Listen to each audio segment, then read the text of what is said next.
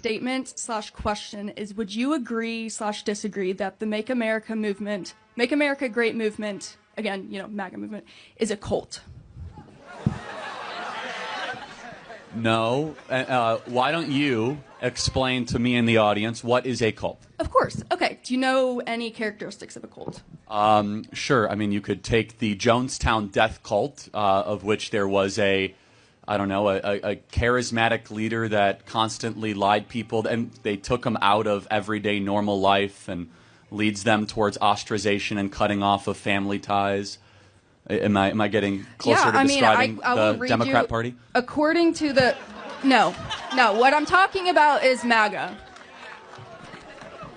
According to the Bethune Cook University website, characteristics of a cult include isolating members and criticizing them for leaving. Would you say that members of the MAGA movement will criticize others for leaving? Well, yeah. I mean, but you guys criticize players that transfer out of the University of Tennessee football team. That's not a cult.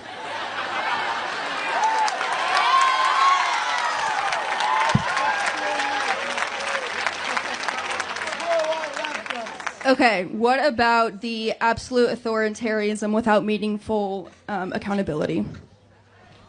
Okay, so what you're trying to say is that, like, what the leader says, the leader gets, basically? Yes, Trump. We have lots of disagreements in the MAGA movement. In fact, I'm more pro-life than the president is.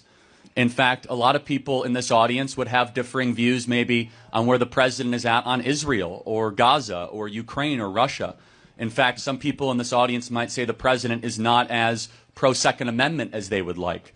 I would argue that we actually have far more intellectual diversity in the MAGA movement than your traditional Democrat Party.